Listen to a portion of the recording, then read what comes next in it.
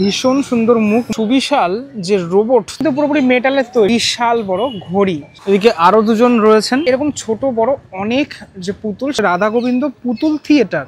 তেলের যে টিন সেটাগুলো দিয়ে কাঠ পুতুল যেটাকে বলা হয় অরিজিনালি, সেই জিনিসগুলোকেই এখানে ব্যবহার করা হয়েছে। মানে আমি কতটা ছোট এই সুবিশাল রোবটটার কাছে। খুব সুন্দর মাতৃ প্রতিমা, হরিদেবপুর 41 পল্লীশে। হ্যাঁ, পুরোটা ঘোরার, যদি আমি ঘোরাই ক্যামেরা মুভ করি, তাহলে তুমি পুরো পরিবেশটাকে একটুখানি ফিল করো।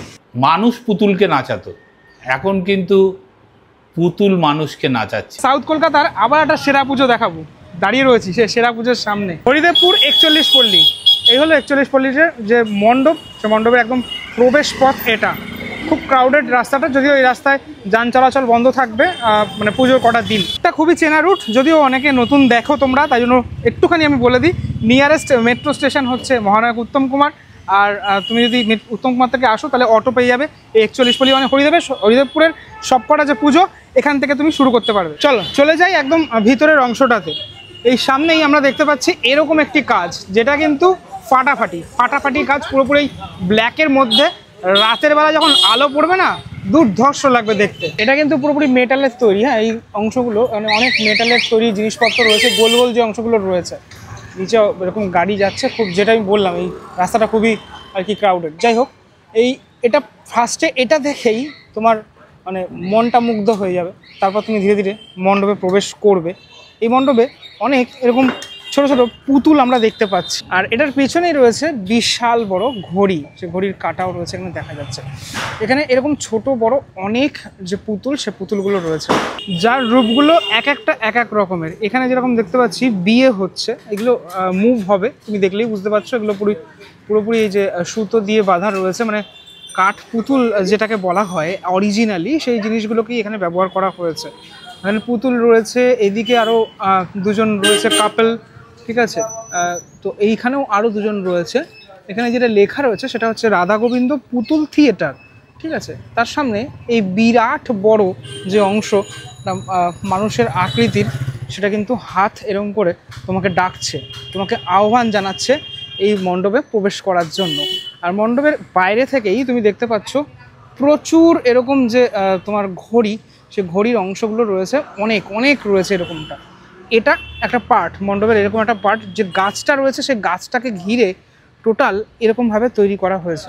এইগুলোর এই যে পুতুলগুলো দেখালাম, তার পিছনের দিকে এরকম এই তেলের যে টিন সেটাগুলো দিয়ে এরকমভাবে তৈরি করা হয়েছে। মানে শিল্পী দেখেছো কত সুন্দর তৈরি করেছে। ওদের অস্থায়ী এই জায়গাটাতে সব তৈরি হচ্ছে, মেটালের জিনিসপত্র দিয়ে সব কিছু তৈরি হচ্ছে। এগুলো সব মুভেবল জিনিসপত্র এখানে থাকবে। বিরাট টাইপের যে ঘড়ি, ঘড়ির কাঁটা, সেগুলো রয়েছে এখানে। বুঝতেই পারছো মানে কত সুন্দর কাজ এখানে হতে চলেছে। এখানে টেকনিক্যাল জিনিসগুলো এখানে রাখা রয়েছে আপাতত। এবার আমি চলে আসলাম মণ্ডপের এই সামনের অংশটাতে, যেখান থেকে আমরা প্রবেশ করব মেনলি মণ্ডপে। মা দুর্গা তো রয়েছে, আমি দেখাবো। তার আগে একটুখানি পুরো পরিবেশটা দেখাই। আমার সবথেকে বেশি ঢুকে তো এইটা তোমার দৃষ্টি আকর্ষণ করবে। তারপর দেখো এই অংশগুলো পুরোপুরি দেখলেই তুমি চমকে যাবে যে একটা মণ্ডপ, একটা শিল্প এত সুন্দর করে তৈরি করেছেন শিল্পী তার নিজস্ব ভাবনার মাধ্যমে। মোট কথা এই গাছটাকে ঘিরেই কিন্তু পুরোপুরি মণ্ডপটা তৈরি হয়েছে বলা যেতে পারে। আর সেই সুবিশাল যে রোবট তোমরা দেখতে পাচ্ছ, এই রোবটটাকে যে বানানো হয়েছে, আমি জানি না এটার মধ্যে কোনো মুভেবল জিনিসপত্র থাকবে নাকি, এটা মুভ করবে নাকি, হতে পারে। তার কারণ এখানে অনেক তারের অংশ আমি দেখতে পাচ্ছি। বিরাট বড়, কিন্তু এটা অনেকটা বড়। দেখো মুখটা। চলে আসলাম ভিতরে। আরে আমি তো ক্ষুদ্র মানুষ, ঠিক আছে, এই বিশাল রোবটের কাছে আমি ক্ষুদ্র, বুঝতেই পারছো মানে আমি কতটা ছোট এই সুবিশাল রোবটটার কাছে। চলে যাই একটুখানি এই সাইডটাতে, যেখান থেকে শুরু করছি আমি মেনলি। একটা বাক্স, বিরাট বড় বাক্স। সেই বাক্সের মধ্যে এরা রয়েছেন, ঠিক আছে, যাদেরকে দেখালাম বাইরে থেকে। এই বর বউ, তারপর এইদিকে আরও একটা বর বউ রয়েছে। আচ্ছা, এগুলো পুরোপুরি এরকমভাবে টানা রয়েছে, হাতের অংশগুলো, ঠিক আছে, খানিকটা ঠিক এরকম। আর এর মধ্যে অনেক কিছু লেখা, যেটা দেখালাম রাধা গোবিন্দ পুতুল থিয়েটার, সেটা। এদিকে আরও দুজন রয়েছেন, একজন কিন্তু এখানে সানাই বাজাচ্ছেন, আর একজনের হাতে কি রয়েছে, এটা হারমোনিয়াম মেবি রয়েছে, সম্ভবত এটা হারমোনিয়াম, আমি শিওর নই। তো তারা দুজন কিন্তু এরকম বাজাচ্ছেন, এটা মনে হয় বাইরের অংশটাতে থাকবে। এবার দেখাই এই সাইডটা। এখানে এই আরও একটা এরকম পুতুল রয়েছে, কুরকুরে বাজাচ্ছে মনে হয়, আর এটাকে ঢাকা রয়েছে আপাতত। এদিকে বেশ কিছু এই ধরনের যে ইয়ে লাগানো রয়েছে, মানে এগুলো কিন্তু মুখটা এখনও অবধি লাগানো হয়নি, মুখটা মনে হয় পরে লাগানো হবে, এবং বিভিন্ন হাত এদিকে ওদিকে মুভ করা রয়েছে।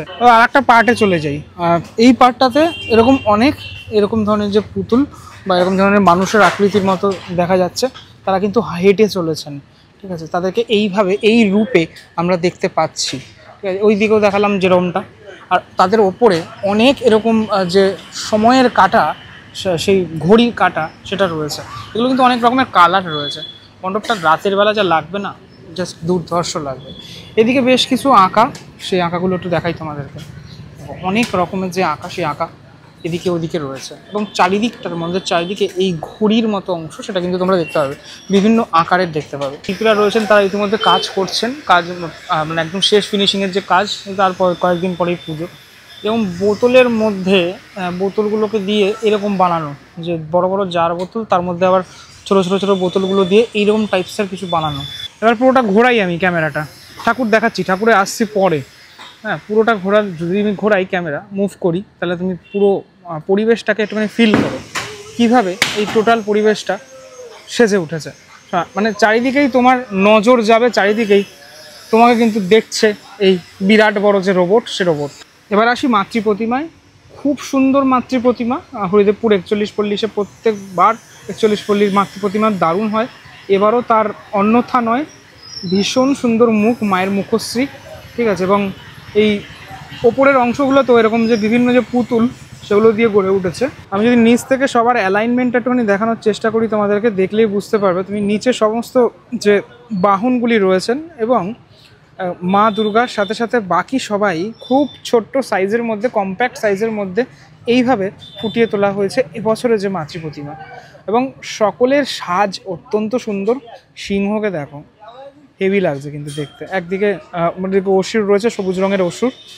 আর মাতৃ প্রতিমা ওভারঅল এই মণ্ডপের সাথে কিন্তু খুব সামঞ্জস্য রেখেই টোটাল ব্যাপারটাকে খুব দারুণভাবে ক্রিয়েট করা হয়েছে। মায়ের চুলের অংশটা এরকম বেনুনি মরুনির সাজ রয়েছে, এবং কালারটা বিশেষ করে টোটাল যে মায়ের প্রতিমার যে কালার, সেটা মানে অসাধারণ বলবো, মানে দারুণভাবে কিন্তু এই টোটাল এবছরের মণ্ডপের সাথে ম্যাচ খেয়েছে এই সুন্দর মাতৃ প্রতিমা। মায়ের চোখ দুটো কিন্তু অসম্ভব সুন্দর লাগছে দেখতে। আমি যদি একটু সাইড অ্যাঙ্গেল থেকে দেখাই, সকলের যে সাজ সেটা খানিকটা ঠিক এরকম লাগছে। আর আমার ভাল লাগলো, প্রতিমা তো অবশ্যই সুন্দর, প্রতিমার সাথে সাথে পিছনের এই কাজটুকুও ভীষণ সুন্দর লাগলো। মায়ের যে হাতগুলো দেখো, হাতগুলো পিছনের এইভাবে বেরিয়েছে, এবং শাড়ির কালারের সাথে টোটাল সকলের যে বিষয়টা, মানে কালার কম্বিনেশনটা, সেটা আরও বেশি সুন্দর লাগলো। মায়ের একদম সামনে আমি দাঁড়িয়ে রয়েছি, এখান থেকে দেখাই আমার ঠিক সামনে কি রয়েছে। এ দেখো, এখানেও কিন্তু অনেক এরকম ঘড়ি রয়েছে, যেগুলো তুমি মণ্ডপের বিভিন্ন অংশেই দেখতে পেলে। এবার এগুলো মুভ হয় নাকি আমি দেখবো, যদি মুভ হয় বিষয়টা একদম অন্য রকমের লাগবে দেখতে। অতএব এবছরের দুর্গাপুজোয় এই বিরাট বড় রোবট সাথে সাথে এতগুলো ঘড়ি আর এত সুন্দর একটি মণ্ডপ দেখতে গেলে তোমাদেরকে অবশ্যই আসতে হবে হরিদেবপুর 41 পল্লীতে, এবং সাথে সাথে মায়ের এই সুন্দর মুখশ্রীও তুমি দর্শন করলে মন মুগ্ধ হয়ে যাবে। প্রত্যেক বছর ওরা সুন্দরভাবে তৈরি করে মণ্ডপটা। এবছর আমি দেখার জন্য খুব এক্সাইটেড হয়ে রইলাম হরিদেবপুর 41 পল্লীর এই দুর্দান্ত মণ্ডপ। হরিদেবপুর 41 পল্লী ক্লাবের মেন্টর দীপঙ্কর দা রয়েছে। না, নমস্কার। নমস্কার। এবছর কততম বর্ষে পদার্পণ করলো? 68তম বর্ষ এবার পদার্পণ করলো। থিমটা সম্পর্কে একটুখানি আপনি ব্যাখ্যা করুন। থিমটা যদি বলি, আমাদের থিমের নাম সোপান। সোপানের অর্থ হচ্ছে ধাপ। এবার কি ধাপ? এই ধাপ দেখার জন্য লোকে আসবে। কিসের ধাপ? আমাদের উন্নতির ধাপ। আগে আমরা কি দেখতাম? মানুষ পুতুলকে নাচাতো, এখন কিন্তু পুতুল মানুষকে নাচাচ্ছে। পুতুল মানে কাকে বোঝাচ্ছি? রোবটকে। এবং মানুষ দেখবে, সে যাচ্ছে যখন, তার মুখটা হঠাৎ চেঞ্জ হয়ে গেছে, কীরকম একটা পুতুল হয়ে গেছে। এই যে এই প্যান্ডেলে এসে একটা মজা পাবে, সেটা বাচ্চা থেকে বুড়ো অবধি সকলেই এই মজাটা গ্রহণ করবে। অনেক ঘড়ি দেখতে পেলাম, সবকটা কি মুভেবল? সবকটা মুভেবল, এবং ওটা সময়ের এখন সময় সমানে পাল্টাচ্ছে, সময়ের যুগের জন্য এটা দেখিয়েছি। প্রত্যেক কটা ঘড়ি ঘুরবে এবং প্রত্যেক কটা দেখবে সুতো ঝোলানো আছে। আমরা কিন্তু সব সুতোর উপর ঝুলছি। মানে পুতুলগুলো না মুভেবল হবে, তাই? হ্যাঁ, পুতুলগুলো মুভেবল হবে, সুতোর ওপর আমরা সবাই ঝুলছি, সেটাও দেখানো হয়েছে এখানে। কলকাতা দুর্গাপুজো বলা যেতে পারে এবারে সব থেকে বড় রোবট আপনাদের এই প্যান্ডেলে আমরা দেখতে পাবো। রোবটে কি কোনো মুভ করবে, বাচ্চাগুলোকে নিয়ে খেলবে রোবটটা। আচ্ছা, বাচ্চাগুলোকে নিয়ে খেলবে, মানে আমাদেরকে নিয়ে খেলছে রোবট, আমাদেরকে নিয়ে খেলছে। এখন আপনার পায়ের হাঁটু অপারেশন করছে রোবট। এখন কি করছে ডাক্তার, মানে মানুষকে অথর্ব করে দিচ্ছে। এটা অভিশাপ না আশীর্বাদ হচ্ছে সেটা দেখবে। সেটা আপনাদের পক্ষ থেকে কি বলা হচ্ছে, এটাকে মানে অভিশাপ না আশীর্বাদ? আমরা সবকিছুর ওপরে মা দুর্গা হচ্ছে সবকিছুর ওপর, সব সৃষ্টিকর্তা মা, সেই মাকেই আমরা বোঝাতে চেষ্টা করেছি এখানে। অর্থাৎ বিজ্ঞানের আশীর্বাদ, অভিশাপ কিছুটা অংশে এখানে পাচ্ছি আমরা। আচ্ছা, সাধারণের জন্য কবে থেকে খুলছে? সাধারণের জন্য 23 তারিখ থেকে খুলে দেবো। আপনি একটুখানি বলে দিন রুটটা, আমি যদি বলেছি আপনি একটু বলে দিন। একটু রুটটা হচ্ছে আমাদের টালিগঞ্জ মেট্রো স্টেশন, উত্তম কুমার যে স্টপেজ মেট্রোর, টালিগঞ্জ মেট্রো থেকে করুণাময়ী ব্রিজ পার হয়ে 41 পল্লী ক্লাব। অনেক ধন্যবাদ কথা বলার জন্য। কেমন লাগলো ভিডিওটা সেটা আমাকে অবশ্যই জানিও। তোমাদের ফিডব্যাক অত্যন্ত জরুরি আমার কাছে, কমেন্টের মাধ্যমে জানাতে পারো। পরবর্তী ব্লগে দেখা হচ্ছে খুব শীঘ্রই, ততক্ষণের জন্য বিরতি নেবো। ভালো থেকো সবাই, টাটা।